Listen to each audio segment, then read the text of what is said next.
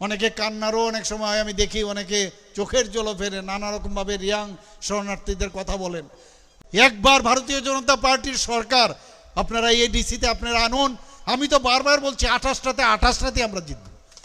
একবার দেখবেন আপনারা উন্নয়ন কাকে বলে আপনারা দেখাবো সেটা। কুমলুং হচ্ছে সাজানো বাগান, বাংলাতে বলে এটাকে সাজানো বাগান। এই কুমলুঙে এত সুন্দর একটা জনজাতি ভাই বোনদের এত সুন্দর একটা র্যালি হলো যে আমরা এখানে বলি এখান থেকে এমনভাবে আওয়াজ করুন বন্দে মাতরম, ভারত মাতা কি বলুন, যেটা কুমলুঙে পৌঁছবে। কালকে আমরা সেই কুমলুঙে এই এডিসির সদর কেন্দ্রে আমরা এত বড় একটা যে র্যালি করলাম, কম্পন কিন্তু অলরেডি শুরু হয়ে গেছে সব জায়গায়। বুঝতে পেরে গেছে যে জনজাতি ভাই বোনরা ভারতীয় জনতা পার্টি ছাড়া এবং ভারতীয় জনতা পার্টির যতক্ষণ পর্যন্ত এডিসির কে নিয়ন্ত্রণে না আনতে পারে, সেখানে গভর্নমেন্ট তৈরি না করতে পারে, ততক্ষণ পর্যন্ত এই জনজাতিদের উন্নয়ন সম্ভব নয়। যারা এডিসিকে পরিচালিত করেছে, কিভাবে পরিচালনা করেছে, মনে হচ্ছে যেন এডিসি একটা টাকার খাজনা এরিয়া। এখানে যেভাবে হোক সেই জায়গা দখল করতে হবে আর খুব করে লুটে পুটে খাবো, এই হচ্ছে চিন্তা ভাবনা। ভারতীয় জনতা পার্টির যিনি সর্বময় কর্তা, আমাদের যিনি গার্জিয়ান, উনার নাম হচ্ছে নরেন্দ্র মোদীজি। অনেকে অনেক কথা বলেছেন যে ত্রিপুরাতে কমিউনিস্টকে সরানো যাবে না, কিন্তু আপনারা কিন্তু সবাই মিলে এবং মাননীয় প্রধানমন্ত্রীজির যে মার্গদর্শনে আমাদের যশস্বী গৃহমন্ত্রী তখনই আমাদের সর্বভারতীয় সভাপতি ছিল, এই 35 বছরের যে দুঃশাসন কুশাসন চালিয়েছে কমিউনিস্টরা, তাদেরকে হটিয়ে ভারতীয় জনতা পার্টির নেতৃত্বাধীন সরকার আজকে ত্রিপুরাতে আজকে কিন্তু সেটা হয়েছে। আজকে 8 বছর ধরে আমরা সেই সরকার আমরা চালাচ্ছি। কোথাও একটা জায়গার মধ্যে আমাদের বলতে পারবে না কোনো জায়গার মধ্যে দুর্নীতির আশ্রয় আমরা নিয়েছি। আমাদের সরকার, তাই বলছি যে এখানে থানসা অদ্ভুত। আমি তো এখন দেখছি আমি যে কাজটা করি পরের দিন ওনারাও এই কাজটা করেন। আমি সমস্ত অফিসার্স যারা আছেন, অফিসার্সদের নিয়ে আমি যখন ওনাদের সাথে মিটিং করেছি জনজাতি গোষ্ঠীর দুবার, দেখা গেল এর পরের দিনেই যারা রিটায়ার্ড অফিসার আছেন তাদেরকে নিয়ে মিটিং শুরু করেছেন। মানে অদ্ভুত থানসা বলছেন, আর মাননীয় প্রধানমন্ত্রীজি বারবার বলছেন সবকা সাথ সবকা বিকাশ, বিশ্বাস আর তার প্রয়াস। অর্থাৎ সব মানুষের বিকাশের প্রয়োজন, সবার বিশ্বাসের প্রয়োজন এবং তার জন্য প্রয়াস আমাদের করা দরকার।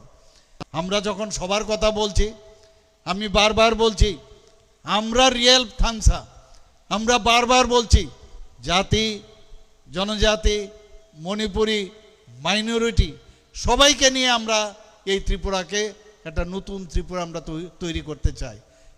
এখন আমরা কি দেখছি, আবার সেই আগে বলছো থানসা, এখন দেখলাম ওনারা মাইনরিটিকেও নিয়ে এসছে, বাঙালিদেরকেও নিয়ে এসছেন। তাহলে আমাদের যে কথা তোমরা সেটাই বলছিলে, থানসা কিসের থানসা ভাই? তাহলে আমাদের কথাটাই সত্যি। মিথ্যে প্রলোভন, মিথ্যে সুশ্রুরি, সাম্প্রদায়িক সুশ্রুরি দিয়ে এতদিন তোমরা চালিয়েছো, ভয় পাচ্ছ, নিজেদের উপর নিজেদের বিশ্বাস নেই। তবেই এখন ওই সমস্ত যারা মাইনরিটি আছে, যারা বাঙালি আছে, মণিপুরি আছেন, তাদেরকে আবার নতুনভাবে বিভিন্ন জায়গায় এই পদের প্রলোভন দিয়ে এখন বলছে যে আমরাও সেইভাবে আমরা চলছি। তাহলে কিসের তামসা ভাই? কমিউনিস্টরা তাদের সময় এগুলো সৃষ্টি করেছে, কারণ তারা গদিতে বসে থাকতে চায়, তারা সন্ত্রাসের মাধ্যমে ওরা সরকার চালাতে চায়। 35 বছর রাজত্ব করেছে, আর সেই জায়গায় আজকে আমরা এসে মাননীয় প্রধানমন্ত্রীজি এবং মাননীয় গৃহমন্ত্রীজি এসে আজকে সেইগুলোর সমাধান করেছেন। তাদের টেরোরিজম থেকে সেই টেরোরিস্টরা আজকে নর্মাল জীবনযাপন করার জন্য তারা চলে এসছে। আমার পূর্ববর্তী বক্তা বলেছেন, আজকে যারা মিজোরাম থেকে এসছেন, যারা যাদের কথা কেউ কোনোদিন শুনেনি, এতদিন ধরে ক্রোকোডাইল টিয়ার্স, আর আমাদের সরকার আসার পর 23 বছরের এই এতগুলো রিয়াং শরণার্থী, তাদেরকে আমরা প্রথমে 500 কোটি টাকার প্যাকেজ দেওয়া হয়েছিল, আর আজকে আমরা 800 কোটি টাকার প্যাকেজ দিয়ে তাদেরকে 12টা জায়গায় তাদেরকে থাকার ব্যবস্থা আমরা করেছি। শুধু তাই নয়, যারা ইয়াং জেনারেশন আছে তাদেরকেও কিভাবে সাস্টেনেবল জীবনযাপন করতে পারবে, তাদেরকে ট্রেনিংয়ের মাধ্যমে তাদেরকে আমরা সেই ট্রেনিংয়ের ব্যবস্থা করিয়েছি এবং তাদেরকে টুল কিটসও আমরা দিয়েছি। বন্ধুগণ, আমাদের একদিকে এই টেররিস্টদের আমরা মূল স্রোতে ফিরিয়ে এনেছি, আবার আরেক দিক দিয়ে যাদের কথা কেউ ভাবেও নি, কল্পনাও করতে পারেনি যে কিভাবে তাদেরকে এই রিহ্যাবিলিটেশন করা হবে, সেটা আমরা করেছি। আজকে টেররিস্ট যারা ছিল এটিটিএফ এবং এনএলএফটি, তাদের জন্য 250 কোটি টাকার প্যাকেজ আমাদের দিল্লি থেকে দেওয়া হয়েছে। একদিকে আমাদের সরকার, আমাদের রাজ্য সরকার, কেন্দ্রীয় সরকার, আমরা সবাই মিলে সবাই যাতে আমরা শান্তিতে থাকতে পারি আমাদের এই ত্রিপুরাতে, আমরা সেই কাজটা আমরা করেছি। বিভ্রান্ত করা হচ্ছে, নানাভাবে চেষ্টা করছে আমাদের জনজাতি ভাই বোনদের। কিছু কিছু এখনো যারা ইউথ জেনারেশন আছে, একটা যে সাম্প্রদায়িক সুরসুরি দিয়ে তাদেরকে বিভ্রান্ত করছে। আমি এখনো ওদের কাছে আবেদন রাখবো, আপনারা এইসব এদের যে বিভ্রান্ত করার যে নীতি, তার থেকে দূরে সরে আসুন। এখনো সময় আছে, ভারতীয় জনতা পার্টিতে আপনারা চলে আসুন। ট্রেন কিন্তু খুব স্পিডে চলছে, এই ট্রেন কিন্তু আর থামবে না। আর এই যে পার্টিগুলো আছে ওই স্টেশনেই বসে থাকবে। আর ডাবল ইঞ্জিনের সরকার এই 2047-এ যে বিকশিত ভারত, বিকশিত ত্রিপুরা, সেই স্টেশনে নামবে। আর তোমরা খালি টাটা বাই বাই করবে। তোমাদের এখনো সময় আছে, গাড়ির ডাব্বাতে এখনো জায়গা আছে, আপনারা চলে আসুন। আর এই সব পার্টির ভাওতাবাজির পার্টির পেছনে আপনারা দৌড়বেন না। বন্ধুগণ, ওনাদের কাছে কি এক সাম্প্রদায়িক সুরসুরি, কোনো ফিলোসফি কিচ্ছু নেই। ওনারা সাম্প্রদায়িক সুরসুরি। আর আমাদের ভারতীয় জনতা পার্টির যারা কার্যকর্তা আছেন তাদেরকে ভয় দেখানো, তাদের বাড়িতে আক্রমণ করা, এই তো ছিল এদের। 2021-এ আমরা দেখেছি ইলেকশনের আগে গন্ডগোল এবং ইলেকশনের পরে আবার সেই সন্ত্রাস, এবং সেইগুলো শিখেছে সমস্ত কমিউনিস্টদের তরফ থেকে। অগ্নিসংযোগ, এমন কোনো কাজ নেই যেটা ওরা করেননি, এখনো চেষ্টা করেছে। কিন্তু আমরা এবার ঠিক করে ফেলেছি, যেখানে গন্ডগোল হবে সেখানেই আমরা পৌঁছে যাব। আপনারা দেখেছেন প্রধানমন্ত্রীর মন কি বাত অনুষ্ঠানে আমাদের এই জনজাতি ভাইরা ওখানে একটা ছোট একটা মানে টিভিও না, একটা মোবাইলের মধ্যে ওরা প্রধানমন্ত্রীর মন কি বাত অনুষ্ঠান দেখছিল। সেখানে গিয়ে ওরা হামলা করেছে। আপনি যদি দেখুন সব জায়গার মধ্যে, সব জায়গায় জনজাতিদেরকে মারছেন ওনারা থামসা বলছেন, আর জনজাতিদের ওনারা মারছেন। এখন ওনারা সব বুঝে গেছেন। আমি বারবার একটা জায়গায় আমি সবসময় বলি যে আমরা নতুন ত্রিপুরা, মাননীয় প্রধানমন্ত্রী যে বলছেন যে নতুন ভারত আমরা তৈরি করতে চাই, আমরা নতুন ত্রিপুরাও সেইভাবে আমরা তৈরি করতে চাই। আমরা চাই যে ডেভেলপমেন্ট ছাড়া কিচ্ছু হবে না। এবং আপনারা দেখেছেন বিশ্রামগঞ্জের একটা ঘটনা, আপনারা জানেন কি বলছে গিয়ে সুরসুরি কিভাবে দেবে। বিশ্রামগঞ্জ নাকি এটা বিসি নিয়ে যাচ্ছে, এখানে নগর পঞ্চায়েত হবে। তো এর মধ্যে বিসি কি করে নেবে? সেখানে কোনো কারোর ক্ষমতা আছে? কোনো যারা ওখানে সরকারি কর্মচারী, কারোর ক্ষমতা আছে? তার চাকরি থাকবে? সেখানে গিয়ে যখন দেখালো যে এই অবস্থা আছে, ক্ষমতা নেই, বিসি নিয়ে আমার ক্ষমতা, সেটাকে নিয়ে কিভাবে বিভ্রান্ত করবো, যখন শুনলো বুঝলো, আস্তে আস্তে করে হেঁটে চলে গেল, খবরই নেই। সুপ্রিম কোর্টে গেলেন, सुप्रीम कोर्टे गए बोलें हम जीत गए, हम लोग जीत गए। अरे क्या जीत गया भाई, मैं भी तो सुनूं, क्या जीत गया? हम लोग बीसी जीत गया। तो हम बोला अरे कहाँ से बीसी जीत गया? खबर निलाम बीसी জিতলো মানে কিছুই হয়নি, একটা ডেট ফিক্স করেছে, সেই ডেটের উপরেই চারিদিকে ফোন করে দিচ্ছে हम लोग जीत गया, बीसी जीत गया। पूरा सभी जगह जाओ, जाके बोलो बीसी में हम लोग बीसी जीत गया, जीत गया, जीत गया। यही तो अवस्था। একবার মিথ্যা কিভাবে এই গোয়েবেলসে কাদায় সিপিএম থেকে শেখা। সিপিএম এখানে রাজত্ব করেছে, কংগ্রেসও একই রাজত্ব করেছে। একটা ভব্য রাজনীতি যদি যাকে বলা হয় তার নাম হচ্ছে ভারতীয় জনতা পার্টি, যারা কখনো মিথ্যা বলে না, যা বলবে সামনে বলবে, সত্য কথা বলবে, কিন্তু বিভ্রান্ত করবে না, না হলে নাই। আপনারা সবাই দেখেছেন পরবর্তী সময়ে একটা ডেট দিয়েছে, সেই ডেটে কি বলেছে? সেই ডেটে বলেছে যে প্রথমে বলেছে বিসি ইলেকশন। আরে আমরা তো রেডি আছি বিসি ইলেকশনের জন্য, আমাদের পক্ষে অসুবিধা নেই, কিন্তু কিভাবে বিসি ইলেকশন করাবে এই নিয়ে একটা বিভ্রান্ত সৃষ্টি করেছে।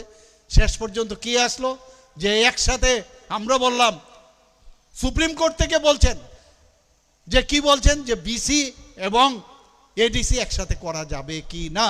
আমরা বললাম আমাদের সমস্যা নেই, আমাদের সমস্যা নেই একসাথে করার, কিন্তু তার যে কতগুলো টেকনিক্যাল প্রবলেম আছে তার জন্য সময় লাগবে, কিন্তু আমরা চাই এডিসি আগে হোক কিন্তু বিসি পরে হোক, এবং আলটিমেটলি আলাদাভাবেই কিন্তু সুপ্রিম কোর্ট থেকে সেই এবং কবে হবে তার জন্য আমাদের একটা এফিডেভিট দিতে হবে। আমরা রাজি আছি, কিন্তু এটাকে নিয়ে বিভ্রান্ত করে নানাভাবে একটা দেখাচ্ছে যে এমন সব করেছে সুপ্রিম কোর্টের যিনি চিফ জাস্টিস আছেন এরকম দেখাচ্ছেন যে খুব করে সরকারকে বকেছেন, আসলে কাজের বেলায় অষ্টরম বা কিছুই হয়নি সেখানে।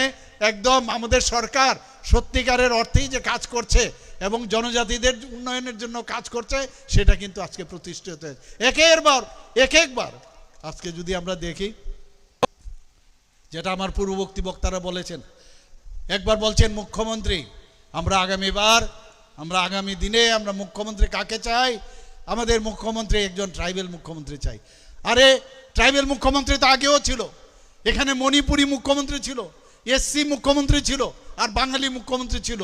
যখন ট্রাইবেল মুখ্যমন্ত্রী ছিল আপনার ফ্যামিলির আপনাদেরও তো অনেকে মন্ত্রী ছিল, তখন দেখি এই কথাটা স্ক্রিপ্টের বিষয়টা আপনারা আনেননি একবারও তো আপনারা সেটা করতে পারেননি। এখন কেন স্ক্রিপ্টের কথা বলছেন? আমরা বারবার পরিষ্কার করে বলছি যে স্ক্রিপ্ট আমরা দেব আইদার দেবনাগরী বা নিজেরা তৈরি করুন ইন্ডিজিনাস, আপনার নিজের নেক্সট জেনারেশনকে আপনি কি উত্তর দিবেন পরিষ্কারভাবে। এবং এইবার আমি বারবার বলেছি, এটা আমার কথা নয়, আমাদের কেন্দ্রের যারা নেতৃবৃন্দ তাদের কথা, আমার ব্যক্তিগত না, কিন্তু ওই মাননীয় মুখ্যমন্ত্রীকে হটাতে হবে, চক্রান্ত হোক। এবং উনার কারণে এখন তো আবার নতুন কতগুলো লোক কেড়ে গেছে বাইরের থেকে, পয়সার তো অভাব নেই, এবং পয়সা কোথার থেকে আসছে আপনারা সবাই জানেন। এই পয়সা দিয়ে বিভ্রান্ত সৃষ্টি করার জন্য সোশ্যাল মিডিয়াকে এখন ব্যবহার করছে। কখনো শান্তনা চাকমা, কখনো আমাদের রামপদদা, কখনো আমাকে, সবাইকে নিয়ে আমাদের যিনি ট্রাইবেল ওয়েলফেয়ার মিনিস্টার বিকাশকে নিয়ে নানাভাবে এখন কাজ নেই আর কিছু, বসে টুক করে খালি সোশ্যাল মিডিয়ার রাজনীতি এখন আরম্ভ করেছে। বন্ধুগণ, মানুষ বুঝে গেছে এইগুলোতে কাজের কাজ কিচ্ছু হবে না, এইভাবে বিভ্রান্ত করে কাজের কাজ কিচ্ছু হবে না। আসুন ভালোভাবে কথা বলুন, কিন্তু সামনে একবার এক কথা বলবেন, পেছনে গিয়ে আরেক কথা বলবেন, সেইগুলো কিন্তু মানুষ বুঝে গেছে। বন্ধুগণ, এইভাবে হবে না। আমরা এইবার যশস্বী গৃহমন্ত্রী যে এসেছিলেন উনি নিজে বলে গেছেন, আমি কি ওনাকে বলেছি? আমি তো বলিনি কিছু, কাজে সেখানে পরিষ্কার বলেছেন যে এ ভাষা আজকে আবার আরেকটা নতুন, এটা না হলে আরেকটা মুখ্যমন্ত্রী নাকি, আমার জানা ছিল না, অনেক জায়গায় বলছেন মুখ্যমন্ত্রী নাকি ইংলিশ বিরোধী। আর এই ইংলিশের সাথে স্ক্রিপ্টের কি সম্পর্ক?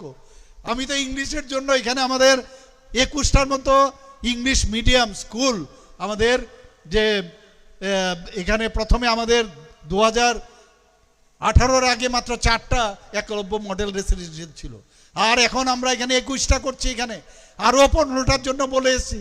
তো এখানে ইংলিশ মিডিয়াম স্কুল হবে, বাইরের থেকে সমস্ত ফ্যাকাল্টিরা আসছেন, এবং অনেকগুলো ইংলিশ মিডিয়াম স্কুল আমরা করছি, 125টা আমরা এখানে বিদ্যাজ্যোতি স্কুল করছি।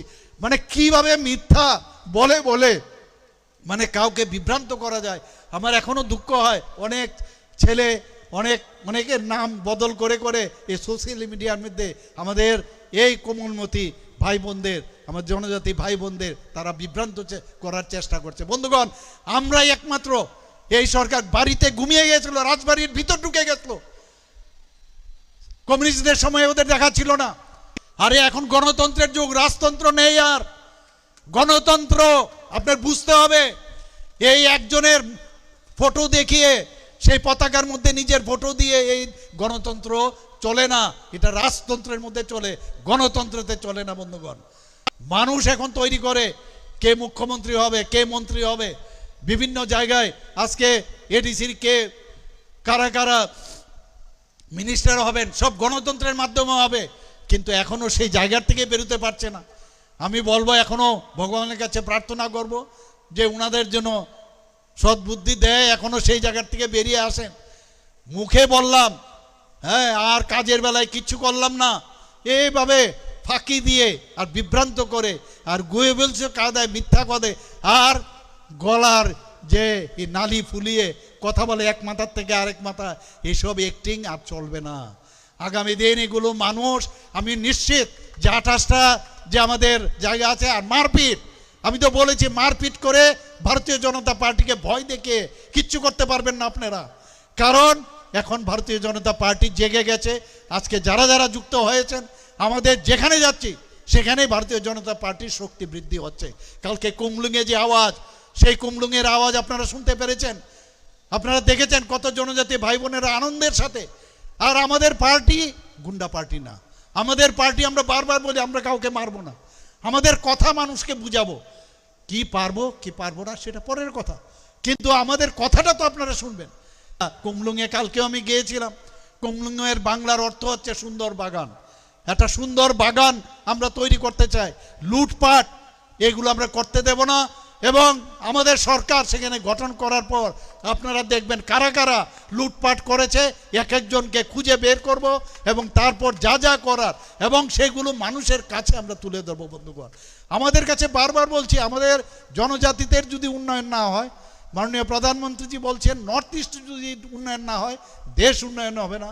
আমিও বলছি যে জনজাতিদের আজকে আমাদের 2011-র যে সেন্সাস, সেখানে 31% আজকে আমাদের জনজাতিরা আছেন, হয়তো এবার আরও বাড়বে, কিন্তু আমি বলছি তাদের আমরা সবাই মিলে আমরা একসাথে যদি থাকি, আর এত বড় কৃষ্টি সংস্কৃতি আজকে আমাদের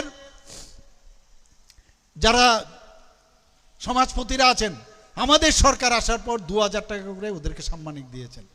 আমি কিছুদিন আগে ক্যাবিনেটে ডিসিশন নিলাম, এসে এখানে মাননীয় মন্ত্রী মহোদয় আছেন, সেখানে 2000 থেকে 5000 টাকা আমি করেছি। 5000 টাকা শুধু আমাদের যে 19টি জনজাতি গোষ্ঠী আছেন মেজর, তাদেরকে আমরা 5000 টাকা করে দেওয়ার অলরেডি ডিসিশন নিয়েছি।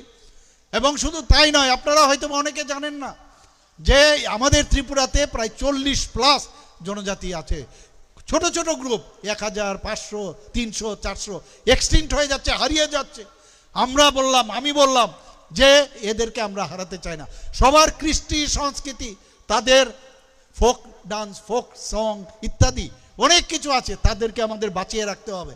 এবং প্রতিজনের যাদের সমাজপতি সিস্টেম নেই, তাদের তো কেউ সেখানে চৌধুরী থাকবে, কেউ রায় থাকবে, তাদেরকে বের করতে হবে। তাদের যে প্রধান, সবাইকে আমরা 5000 টাকা করে আমরা দেব এবং সেইভাবে কিন্তু আমরা কাজ করছি। আমরা সমস্ত সাব ডিভিশনাল লেভেলে, সমস্ত ডিস্ট্রিক্ট লেভেলে আমরা টিসিএস যে মানে তাদের ইকুয়াল যেসব অফিসার আছেন সেখানে আমরা রেখেছি সমস্ত ডিস্ট্রিক্ট এবং সাব ডিভিশনে। এবং তাদের কাজ কি, সমস্ত স্কিমগুলো, জনজাতিদের যে স্কিমগুলো আছে আমাদের সেন্ট্রালের এবং আমাদের স্টেটের, রাজ্যের, সেইগুলো তারা খালি দেখবে। এবং তাদের কাজই হচ্ছে যাতে জনজাতিরা যখন যায় অফিসে, অনেক সময় অসুবিধা হয় কার কাছে যাবে, এখন শুধু তাদের কাজ যে এই স্কিমগুলো জনজাতিদের জন্য করে। একের পর এক আমি যদি এখানে বলি শেষ করতে পারবো না, প্রচুর কথা আছে জনজাতিদের জন্য। আমরা চাই যে আগামী দিন অন্ততপক্ষে করাপশন ফ্রি একটা এডিসি আমরা তৈরি করব, সেই আশা আকাঙ্ক্ষা রেখে এখানে যারা আজকে জয়েন এবং সবাই এখানে যারা এতক্ষণ ধরে উপস্থিত রয়েছেন সবাইকে হার্দিক অভিনন্দন, শুভেচ্ছা।